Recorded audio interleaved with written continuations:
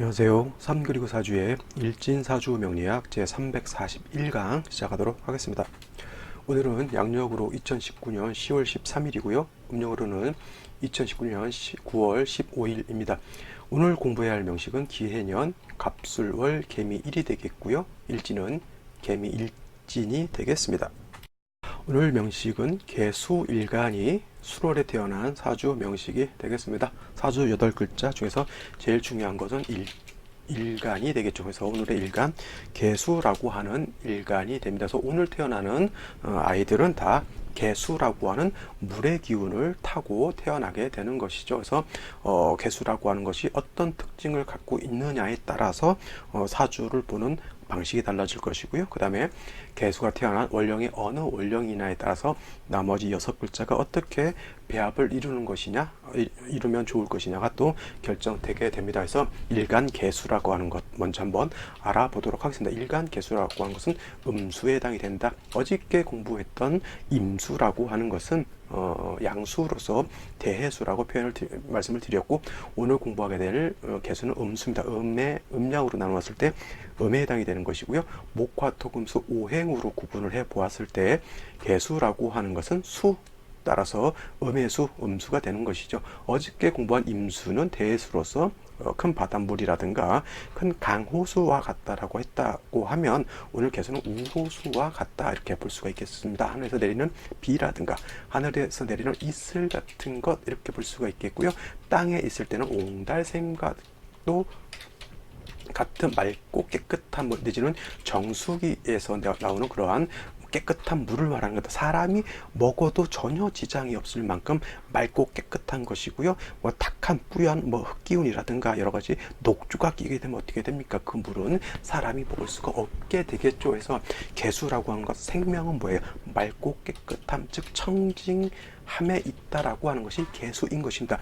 10간 10가지 식간 중에서 또 개수도 청징함을 좋아하는 것이고요. 그 다음에 개수 말고 또 한 가지가 아주 맑고 깨끗한 것을 좋아하는 친구가 하나 있습니다. 물론 임수라고 하는 것도 수이기 때문에 맑고 깨끗한 것을 좋아하지만 그거에 비해서 더더군다나 맑고 깨끗한 걸 좋아하는 것 뭐냐면 신금이라고 하는 거예요. 신금은 제가 말씀드렸지만 주옥, 보석, 반지 이와 같다 그랬잖아요. 그래서 더 좀 극단적으로 비유하면 새신부와 같다. 새신부가 입고 있는 드레스, 새신부가 착용하고 있는 여러 가지 반지, 보석 이런 것도 해당이 되고, 새신부 자체가 신금인 거예요. 그래서 예를 들어서 잡티가 묻어 있다거나 보석 반지가 막 녹이 슬어 있다고 하면 어떻게 돼요? 아주 안 좋은 겁니다. 그래서 10간 10가지 중에서 가장 맑고 깨끗한 것을 좋아하는 것 개수, 그 다음에 임수. 먼저 개수, 임수가 아니라 개수, 신금, 개수 똑같이 청징하고 맑고 깨끗한 것을 좋아한다라고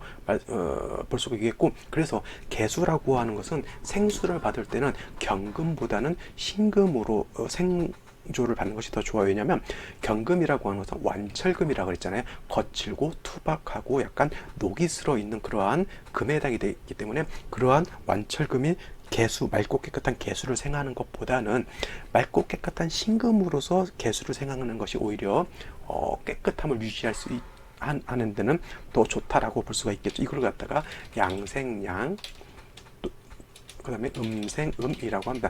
양은 양으로서 생하는 것이 좋고, 그 다음에 음은 음으로서 생하는 것이 좋다라고 하는 뜻입니다. 딸은 엄마가 이쁘게 키우는 것이 좋고요.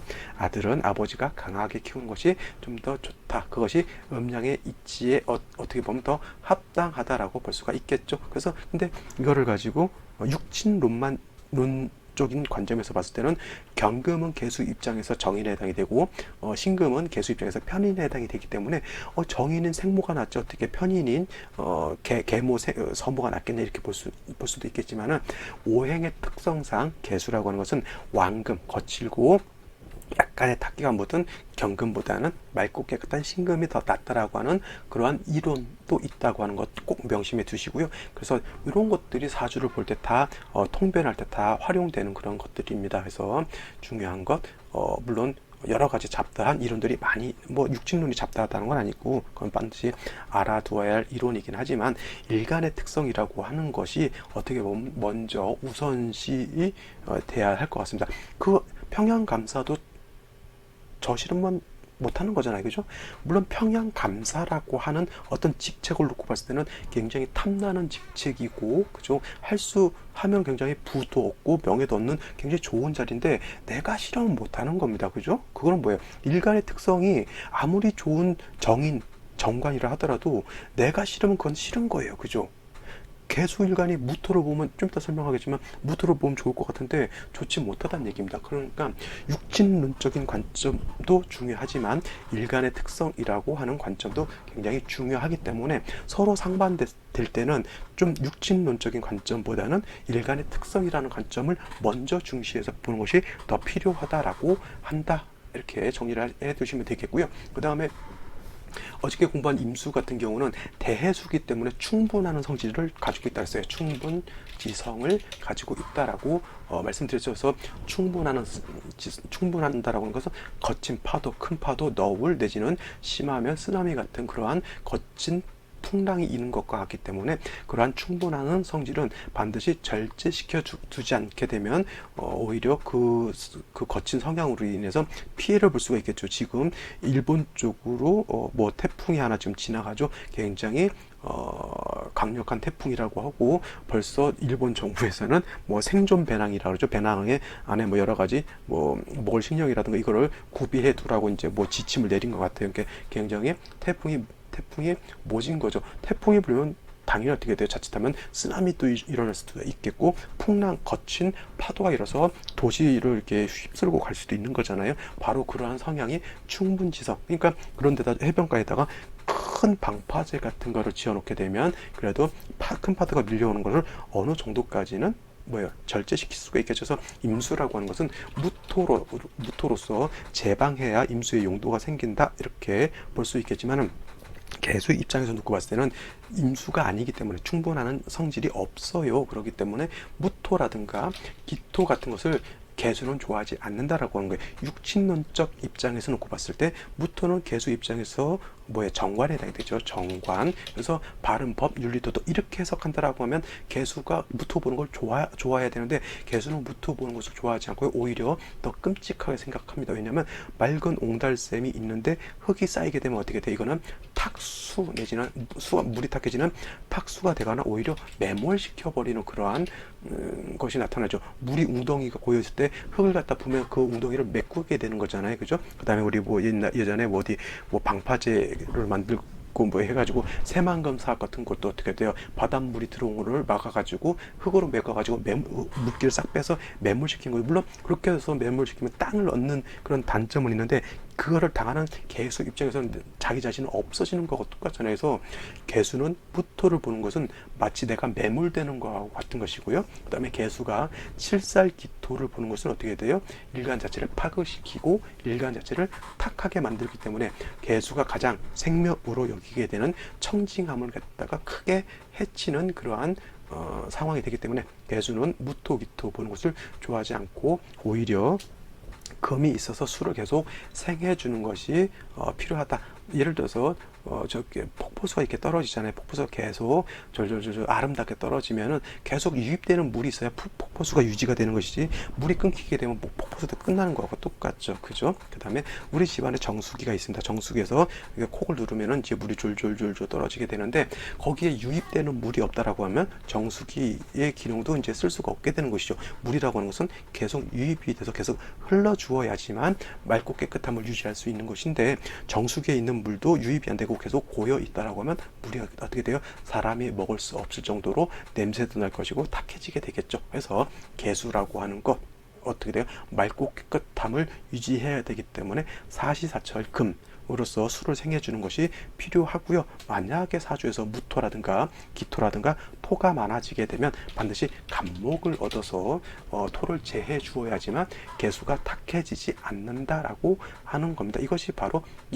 일단 개수, 일간이라고 하는 것의 어떤 특징적인 것이 되고요. 개수라고 하는 것은 음수, 우로수와 같다라고 하는 이 두 단어에서 기억해 두시고요. 그 다음에 개수라고 하는 특징, 청징함을 매우 좋아한다라고 하는 이 특징 한 가지, 그 다음에 충분하는 임수와 같은 충분지성이 없다라고 하는 이 네 가지 단어만 알게 되면 개수의 특징은 대략적으로 파악할 수 있다. 이렇게 보시면 되겠습니다. 자, 다음으로 원령에 대해서 알아보도록 하겠습니다. 자, 개수 일간이 태어난 월령, 술월이라고 하는 그런 계절에 해당이 되죠. 술월이라고 하는 계절은 그냥 가을이지만 늦가을에 해당이 되는 것이고요. 이 술월이 지나게 되면 이제 겨울로 넘어가게 된다. 그래서 술월이라고 하는 것은 기온이 어떻다? 매우 차갑다. 조금만 지나면 겨울, 이제 눈보라 같이는 겨울로 가기 때문에 기온은 매우 차갑다, 한량하다라고 하는 특징. 이 한량이 아니겠죠, 그죠? 한량하다라고 하는 것은 이 한량을 씁니다. 차갑고 서늘하다 해서 한량하다라고 이렇게 표현을 하는 것이고요. 기온은 매우 차갑습니다. 지금도 낮 기온이 한 23도까지 올라가는데 제가 저녁에 대략 한 6시에서 7시 정도 이제 저녁에 운동을 나갑니다. 물론 추운 겨울에는 실외 운동은 좀 못하니까 실외 내에서 이제 운동을 하지만 아직까지는 그럼 뭐 조금만 긴팔 입고 나가면 뭐 충분히 운동을 할 수가 있습니다. 걷기도 하고 뛰기도 하고 요즘은 저 조그마한 공원 같은 것이 있어서 거기서 이제 기계 제조 같은 것도 좀 하고 하는데 이게 술을 이제 되다 보니까 이제 조금은 부담스러워요. 이제 좀 움직여도 땀이 좀 안 나기 시작하고요. 그 다음에 이제 차가우니까 자꾸 움츠려든다라고 하는 겁니다. 모든 만물은 차가워지면 차가워질수록 움츠려들게 되고요. 따뜻해지면 따뜻해질수록 기운이 어떻게 돼? 기운을 바깥으로 드러나게 됩니다. 그래서 옛날 이솝우화에 보면은 뭐이죠? 그 바람하고 태양하고 그렇죠. 서로 내기를 합니다. 저 사람의 옷을 누가 벗길 것이냐라고 하는 것이죠. 바람이 엄청나게 불어댄다. 그 바람으로서 저 사람의 옷을 벗기려고 하지만 바람이 불면 불수록 어떻게 돼요? 춥잖아요. 사람이 그죠? 추워지기 때문에 웅크려들고 옷을 더 안 뺏기려고 더 감싸게 되잖아요. 근데 반대로 태양빛이 쨍쨍 쬐지면 어떻게 뜨거우니까 따뜻해지니까 옷을 이렇게 벗게 되는 거하고 똑같습니다. 모든 만물은 그러한 열기와 그 다음에 차가움, 즉 화의 기운과 수의 기운의 변화에 따라서 다 감응을 하면서 산다라고 하는 것이죠. 그 중에서 술월이라고 하는 것은 신유술 서방에서 해자 쪽 북방으로 가는 그러한 경계에 해당이 되는 틈에 이렇게 들어가 있기 때문에 매우 한량하다, 차갑다라고 하는 것이 한 가지 특징이 되겠고요. 그 다음에 술월이라고 하는 것은 수기가 부족하기 때문에 월령 자체는 수기가 전혀 없잖아요. 그죠?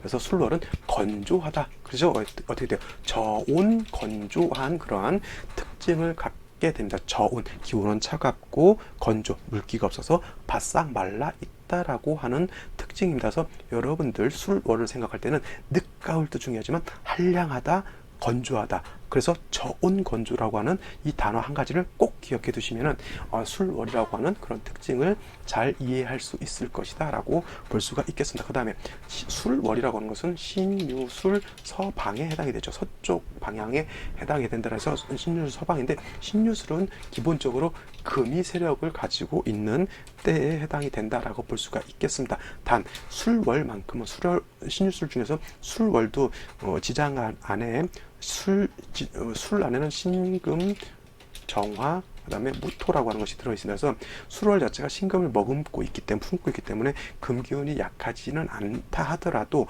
타 지지로 신유금이 다시 있지 않고 순수하게 술토만 놓고 봤을 때는 술월은 금도 왕한 세력을 갖고 있지만은 그래도 토왕절이다라고 하는 거 꼭 명심해 두십시오. 4개월이라고 하잖아요. 4개월은 진월, 술월, 그 다음에 축월, 미월을 4개월이라고 해요. 진은 임묘진 모광절의 진토고요. 그 다음에 술은 신유술 서방의 술토고, 축은 해자축 북방의 축토고, 미는 사오미 남방의 미토죠. 그래서 원래 진은 모광절이라 하더라도 진 자체는 토가 왕한 것이고요. 신유술은 금왕절이긴 하지만 금도 세력이 있을 뿐만 아니라 술월 자체는 토가 왕한 것이고요. 축은 해자축 북방 수가 왕한 계절이긴 하나 축은 월령 자체에서 토가 왕한 것이고요. 그 다음에 미는 사오미 화가 왕한 계절에 해당이 되지만 미 자체는 토가 왕하다라고 볼 수가 있는 겁니다. 그래서 4개월은 토가 왕한 계절이라고 하는 것 꼭 명심해 두시기 바랍니다. 자, 그래서 개수가 술월에 태어났을 때는 일간 자체는 토가 너무 왕하기 때문에 일간 자체는 좀 약간 세력을 얻지 못한 거죠. 쉬운 말로 신약한 그런 상황에 있죠. 신약이라고 하는 것은 일간이 약하다라고 하는 뜻이고 관성 자체는 굉장히 왕합니다. 그래서 신약관왕이라고 표현을 하게 되는 거죠. 신약관왕이라고 하는 것은 신은 몸신자지만은 일간을 말하는 것이고요. 신약, 일간은 약하고 관왕이라고 하는 것은 요 관자라고 하는 것은 정관을 뜻하는 거예요. 정관. 만약에 이게 관이 아니라 살이었으면 살왕이었으면 그 살은 정관이 아니라 칠살을 말하겠죠. 그래서 신약 관왕이라고 하는 것은 정관은 왕하고 일간 자체는 약하다라고 하는 뜻에 해당이 되죠. 중요한 거는 관이 있어서 좋은 것이 아니라 정관이 있어서 좋은 것이 아니라 내가 그 정관을 감당하지 못한다고 하는 것이 문제가 되는 것이죠. 아까 말씀드렸지만은 평양감사도 자기 싫으면 못한다라고 이렇게 볼 수도 있겠지만 평양감사를 하기 위해서는 사람이 능력도 있어야 되고요. 자질도 있어야 되고 부하 직원들을 통솔할 수 있는 그러한 능력도 있어야 되는데 부하도 통솔 못하고요. 그러한 어떤 평양감사로서의 어떤 직책을 맡을 수 있는 능력도 없고 그 다음에 몸도 비리비리 약해요. 그러면 그걸 자기가 아무리 좋은 평양감사라도 못하는 것이죠. 여러분 대통령 되면 명예만 있고 막 뭐 자기 하고 싶은 대로 다 할 것 같은데 전혀 그렇지 않습니다. 대통령이 되면 그 업무라고 하는 것이 일반 사람들이 생각하는 이상의 업무를 감내해내야 되는 그런 특수한 직업에 해당이 되는 거예요.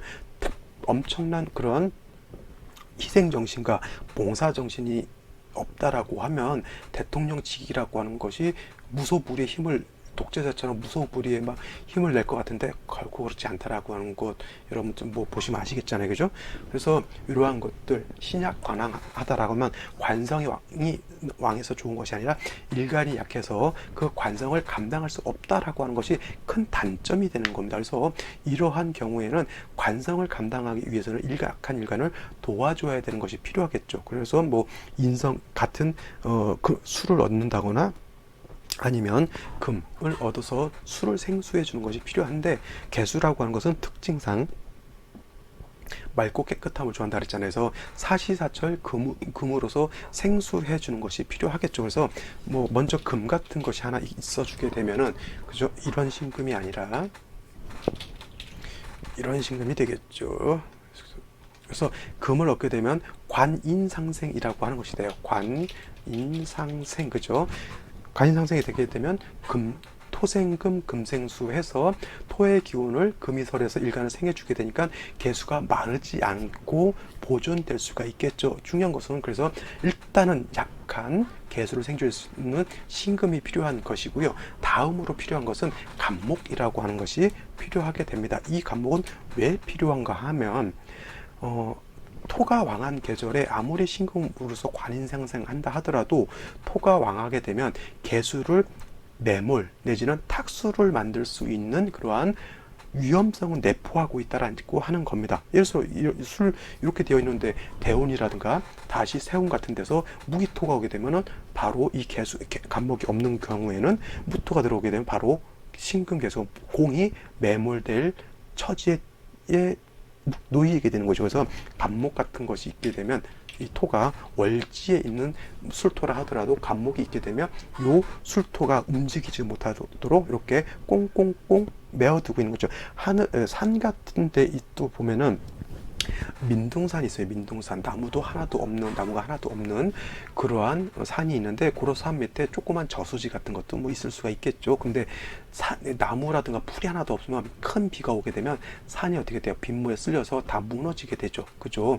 그러면 그 밑에 있는 옹달샘은 어떻게 됩니까? 바로 매몰될 수밖에 없는 거예요. 근데 산에 큰 나무도 있고 뭐 여러 가지 풀들이 이렇게 엉켜져 있다라고 하면 비가 오더라도 산사태가 나지 않아요. 물론 큰 비가 나면 그건 어쩔 수 없겠지만 그래서 산에다 나무를 심는 이유가 물론 숲을 만드는 다른 어떤 목적도 있겠지만은 우기 때 비가 많이 올 때 나무가 없으면 어떻게 돼요? 산이 다 산사태로 인해서 다 쑥대밭이 된다니까요. 그래서 나무를 심게 되면 어떻게 돼요? 비가 많이 왔을 때 그러한 어떤 물 조절 같은 것도 나무가 있음으로 인해서 할 수가 있다라고 하는 것이고 산이 무너지는 것도 방비할 수가 있는 겁니다. 그래서 개수가 수월에 태어났을 때 일단 가장 급선무는 개수가 매몰될 것이 우려되기 때문에 반드시 생수함이 필요하겠고, 그 다음에 간목이라고 하는 것이 있어서 토가 움직이지 못하도록, 토가 개수를 파극하지 못하도록 하는 것이 필요하다라고 하는 겁니다.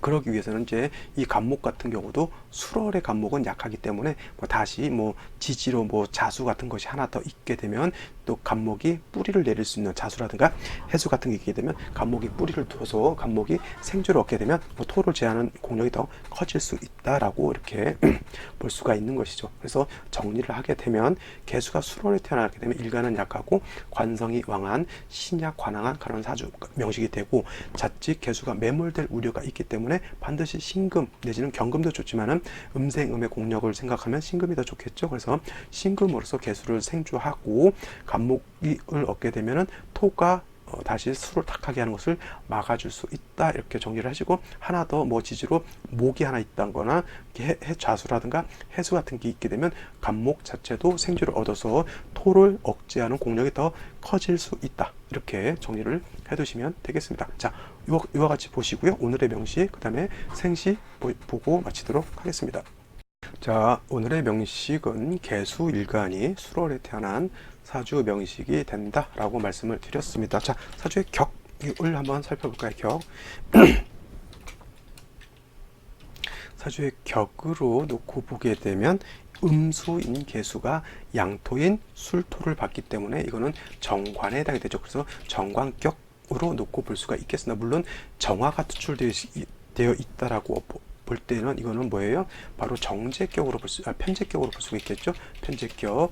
그 다음에 예를 들어서 정화가 아니라 술 중에는 신금이 투출되어 있다라고 이렇게 봤을 때는 이거는 편인격으로 놓고 볼 수가 있겠습니다. 그래서 사계월 진술충미월은 지장간에 어떤 것이 투출되느냐에 따라서 그걸 가지고 격을 잡으면 되겠고요. 기본적으로 개수가 수월만 놓고 봤을 때는 정관격이다라고 놓고 볼 수가 있겠습니다. 정관격, 이것이 중요한 것이 아니라 일간 개수가 약하고 정관인 토는 왕하다라고 해서 이거를 신약 왕으로 놓고 볼 수 있는 안목이 필요한 겁니다. 무조건 정관격이니까 좋다가 아니라 정관격이지만 이것이 일간이 약하고 정관이 너무 왕해서 문제가 됐다라고 하는 것을 캐치해낼 수 있어야지만 용신은 무엇이 필요하겠구나라는 걸 알게 되겠죠. 신약 관항하다라고 하는 것은 뭐예요? 일간이 약해서 왕한 관성을 감당할 수 없다라고 하는 개념이기 때문에 반드시 인성이라든가 같은 비견갑제 수를 봐서 약한 개수를 도와줘야 하는 것이 필요하고요. 수가 움직이게 되면 수가 매몰될 우려가 있기 때문에 목을 얻어서 수를 토를 좀 절제시켜 주는 것이 필요하다라고 하는 것까지 생각이 미친다라고 하면 사주를 볼 수 있는 안목이 크게 향상된 것이다라고 이렇게 자평할 수가 있겠습니다. 일지를 놓고 보게 되면 미토라고 하는 것이 이렇게 있습니다. 그래서 간목 개수가 수월에 태어난 것만 해도 어떻게 됩니까? 신약 관왕하기 때문에 개수가 매몰될 우려가 있는데, 일지에서 밑으로 보게 되면 술미형도 되죠. 이거는 술미형, 술미형 돼서 어떻다 저떻다 그런 거 생각하지 말고, 토는 형이 됐든 충이 되든 이거는 같은 토끼리 형하고 충하는 거기 때문에 토가 다 왕해진다라고 이렇게 그냥 보시면 되는 거고요. 중요한 건 뭐냐면 이렇게 되면은 신약 관왕이 아니라 오히려 살중신경으로 국세가 바뀐다라고 하는 것이고, 연간에 보게 되면 기토라고 하는 것이 투출되어 있는 것이 또 문제가 있죠. 이 기토는 그냥 있는 것이 아니라 월령과 일지에 있는 술미토의 뿌리를 두고 투출한 것이기 때문에 이거는 기토지만 왕토에 해당이 되고, 개수 입장에서 놓고 봤을 때 기토는 뭐예요? 살이죠. 더군다나 살중신경 하게 된다라고 하는 겁니다. 그래서 중요한 건 살이 너무 태화한 거예요. 태화한 거에서 반드시 화살을 하든, 화살이라고 하는 것은 살인상생을 하든 아니면 식신제살 또는 상관제살을 해서 저 칠살이라고 하는 것을 억제시켜 준 것이 필요하다라고 하는 것이 큰 포인트가 되겠죠. 자, 연지를 보게 되면 해수라고 하는 것이 있습니다. 이 해수는 뭐예요?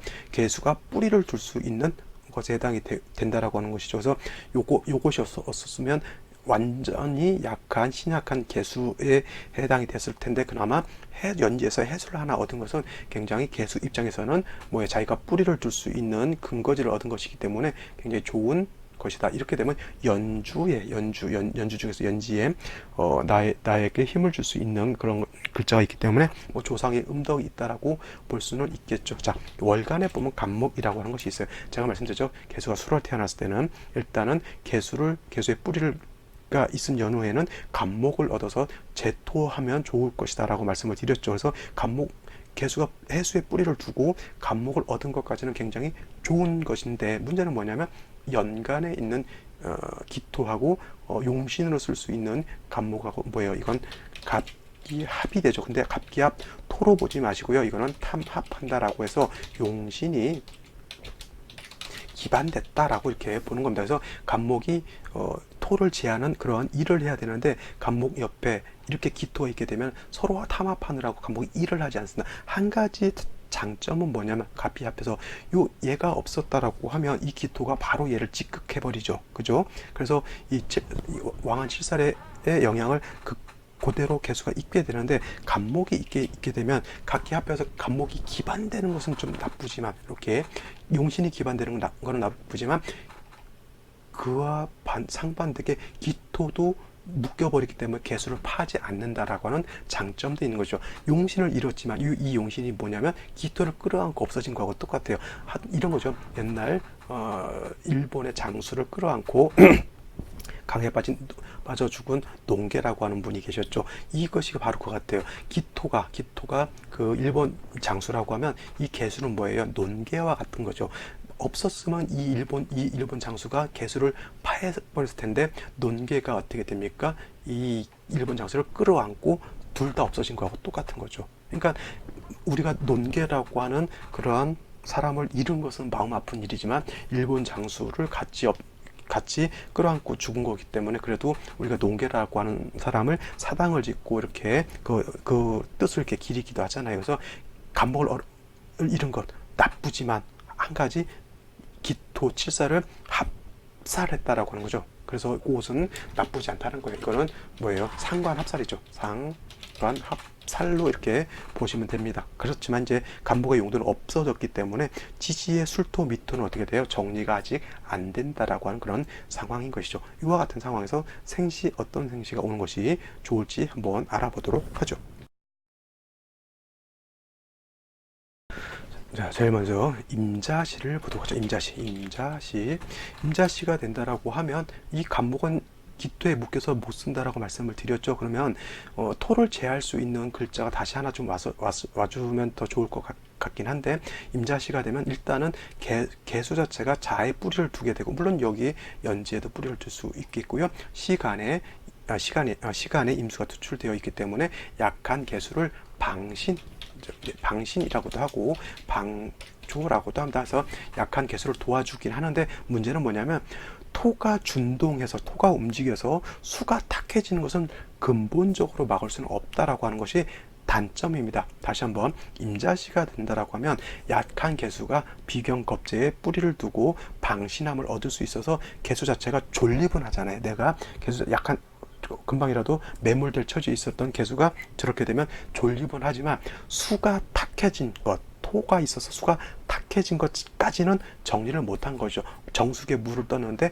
탁기가 서려 있는 거하고 똑같습니다. 그러면 필터라도 좀 갈아야 되겠죠. 그래서 이와 같은 경우는 이제 좀 목운이 와서 목이라든가 금운이 와가지고 토의 기운을 화살 내지는 제살, 토의 기운을 완전히 없애버리는 것이 개수가 깔끔해지는 데는 더 좋을 것입니다. 그래서 요거 같은 경우는 탁수가 된 것에 대한 어떤 것이 방비가 되지 않았다라고 하는 것이고요.